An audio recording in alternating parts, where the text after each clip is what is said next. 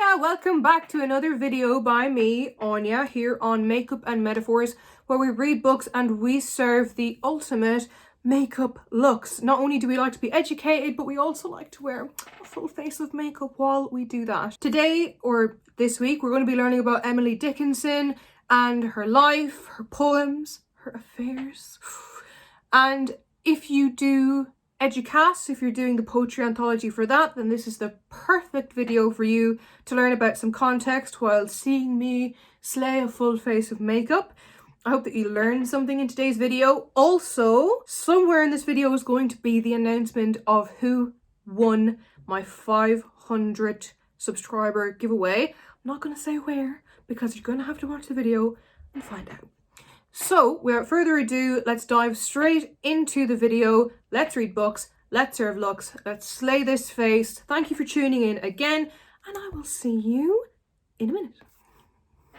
Okie dokie, let's dive straight in, shall we? So, Emily Elizabeth Dickinson was born on the 10th of December 1830 to her parents, who were Edward Dickinson, and her mum, who was also by the name of Emily Dickinson. Father was a lawyer. There is quite a lot about her father available online, very easy to find out about him. On the other hand, very, very little about her mother, probably representing of the 1800s, with like the father being, you know, the patriarch of the family.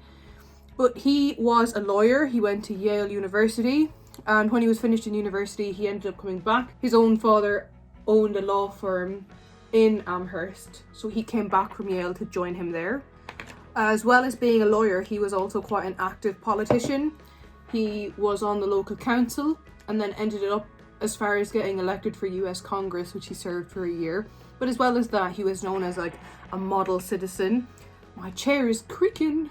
He was known as a model citizen because he was on lots of like local committees and societies, like exactly the sort of person that you would want in your town to get things done. And it's like in true political fashion, isn't it, to have your eggs in many baskets and to be seen around town, to be seen to be like improving the place. And then, as I mentioned earlier, that there's hardly anything about her mother at all.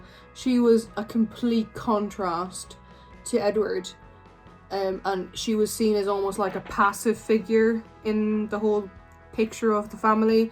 So she was like a passive wife while he was kind of the domineering husband, although there is some research found that she was well educated and did have a love of science, and we can see that she passed that on very evidently to her daughter. So Emily had two siblings. She had her little brother, who was called William Austin Dickinson, and then she had her little sister as well, who was called Lavinia, or she was also better known as Vinnie. Very cute. One thing that I was rather surprised about while I was doing this research is that the girls did receive quite a bit of education. I was of the opinion that like back in the 1800s and 1850 and throughout their life that like girls would not have been in any sort of education, but no, they seem to have been given quite a lot of opportunity. And all children went to the same primary school and then initially the same secondary school at the very beginning. But then William ended up going to seminary school. And then Emily herself went to seminary school, but she only ended up going for a year, and I think there was a few reasons because of that. As a child and in school, Emily loved science, just like her mother had been well educated in science, and she also loved nature. We can see a lot of that in her poetry, but one of the main struggles I think that really shows throughout her time in school, her youth, and her life in general was her struggle between science and religion. Because they grew up in a Calvinist household, a very strictly religious household. So it's difficult to believe in both science and religion. Like, how can you really believe that God created everything and then also believe in the Big Bang Theory? So when she was in school, she had a schoolmaster that she was very, very fond of.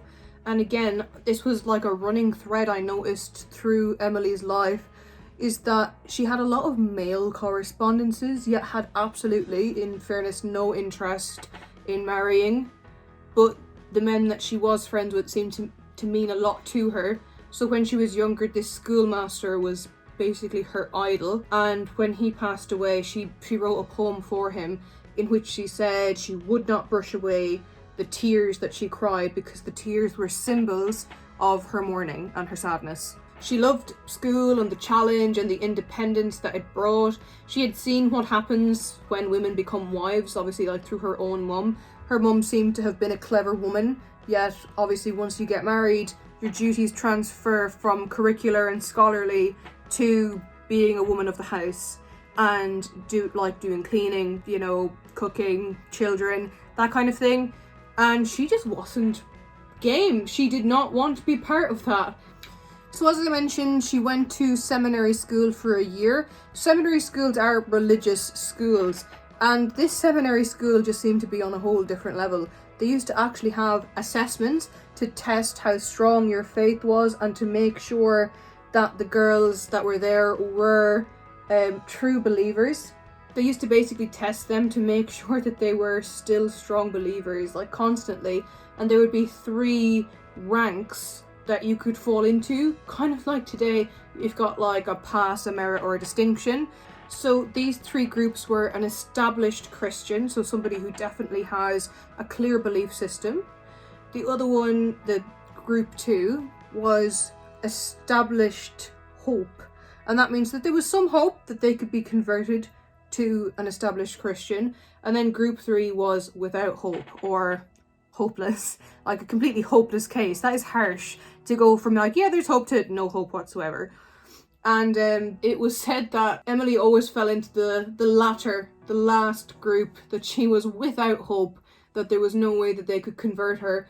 And it's also been said that she was the only member of that group. And this was something that she continued throughout her life. She really rebelled against religion, and she chose to stand, even though she was completely on her own in that belief for the majority of her life. She chose to stand in solidarity with that belief, and she wasn't going to let anybody talk her down. Another procedure that they seem to have done in this school was that they would just randomly sometimes say, everyone who believes, stand up. And she again would be the only person sitting down. So you could tell that she probably felt very isolated at a school like that, where she was the only non-believer.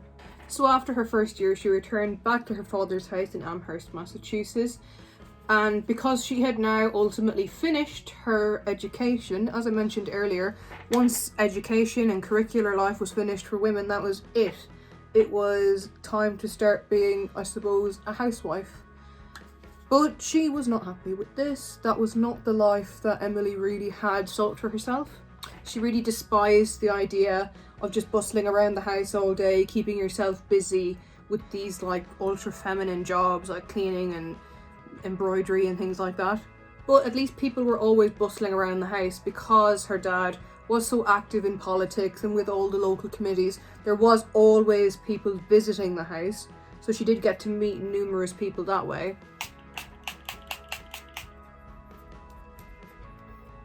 A little bit of contour. A little bit, she says. Guest appearance. I have no idea why I'm contouring my nose. My nose is quite slim. It's the only part of me that is. So one of the main differences between the sisters and the brother, they finished much earlier than he did, and he ended up going to Harvard to study law. Like, his dad had gone to Yale to study law, but obviously it had been a bit of a family tradition for the men in the family to become lawyers. And very similar to his dad, sorry, I'm just looking for my blush. And very similar to his father, William Sr., he became a lawyer, and he ended up coming home, just like his dad did, in order to be in his dad's firm. So we can see definite patterns there in what the family did later in life. Her brother William depended on her a lot because she was very kind of quick-witted and just extremely clever, and he depended on her and her letters quite a lot while he was in school in Harvard. I think she praised him a lot, kind of built up his confidence, and also she helped him like through giving him advice.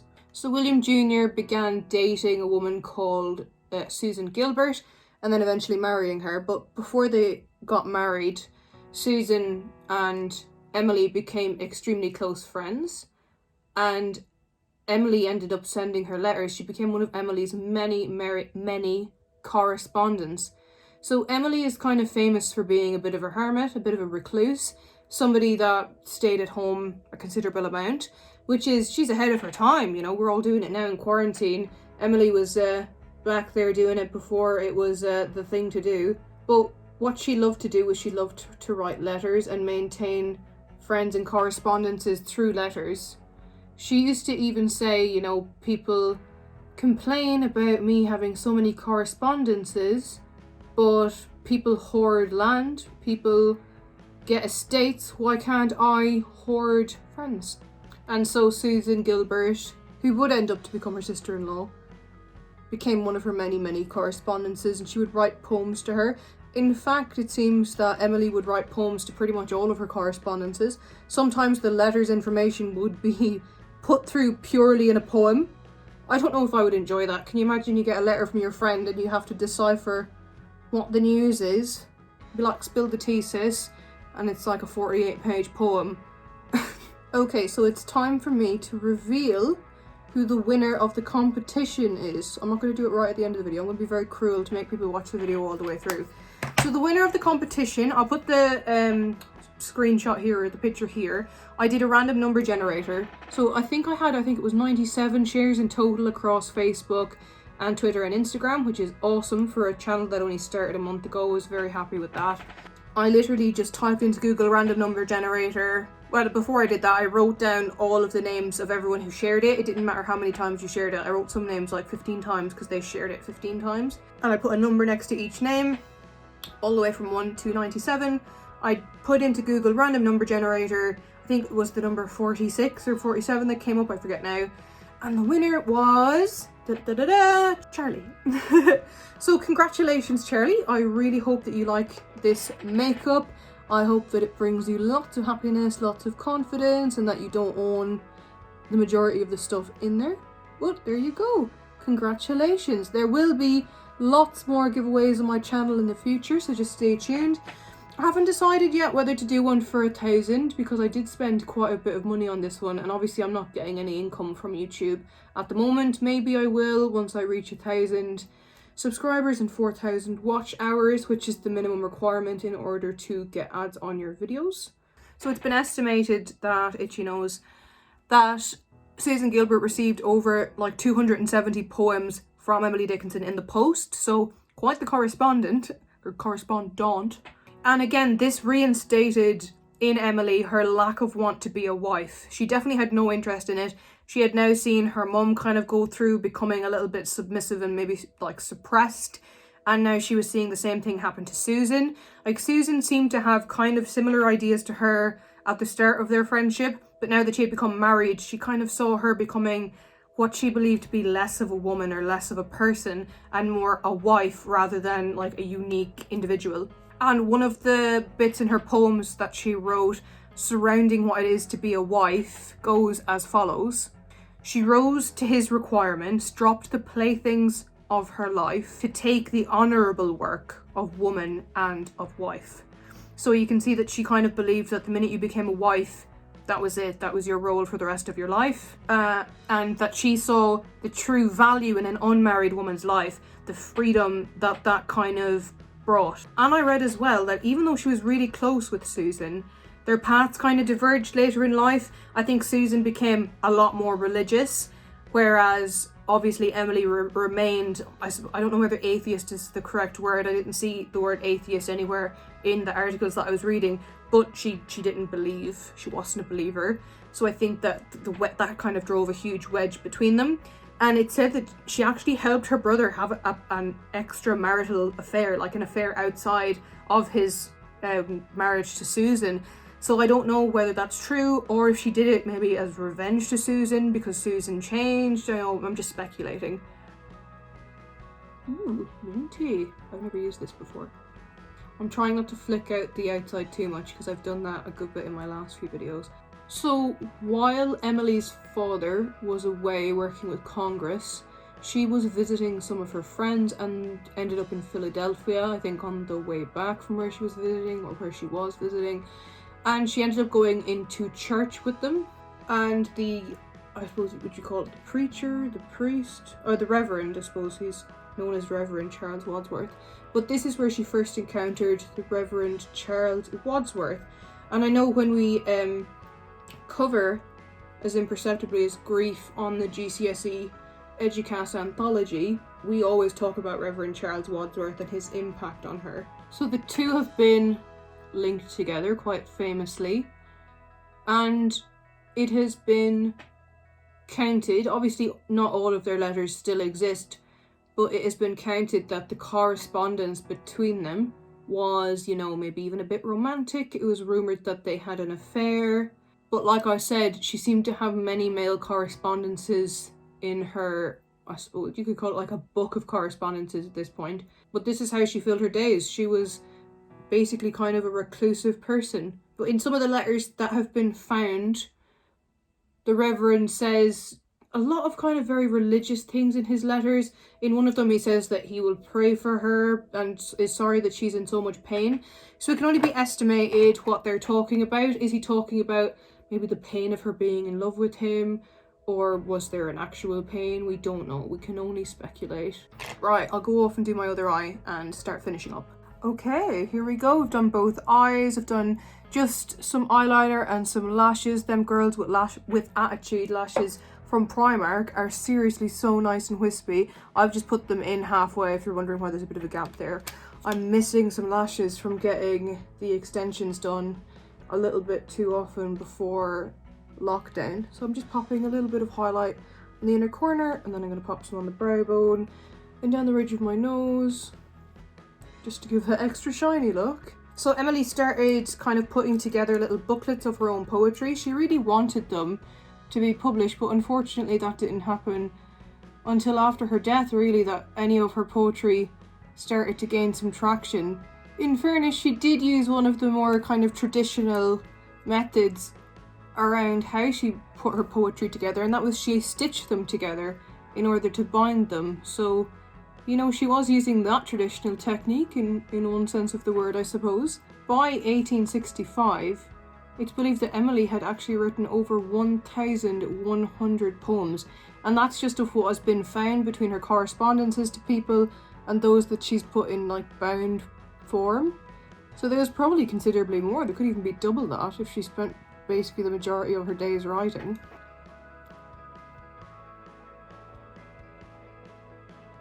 Oh, I didn't reference the fact I've changed my hairband. I changed my hairband because the red kind of contrasted with the eyes a bit. I'm wearing like a Levi's t-shirt and I thought the red hairband looked cute with it, but you can't even see Levi's, and the red with the blue was a little bit in your face. So Emily died in Amherst in 1886, and after her death her family found these volumes of her poetry that she used to hand stitch together, and they found around 1,800 at this point. Again, that's not counting all the ones that she had sent to all of her correspondences. And the thing that makes me saddest of all is that a full volume of her poetry wasn't published until 1955, which is nearly a century after she died. Maybe a little bit less than a century. I've never been particularly good at maths. But there you have it. That's our story on Emily Dickinson, her life. I really love what a rebel she was, especially for that time. And I like that she was basically allowed to do it. You know, her father doesn't seem to have pushed her or like, I suppose even threatened her to have a certain way of life and to be Calvinist or Calvinist Christian like them. And her poetry is beautiful. You should check it out. I hope you enjoyed her life and hopefully it's helped you with the context in your GCSE or just something to listen to. Hit like and subscribe. It helps me out with my numbers and also with my self-esteem. And I will see you next Sunday. All right.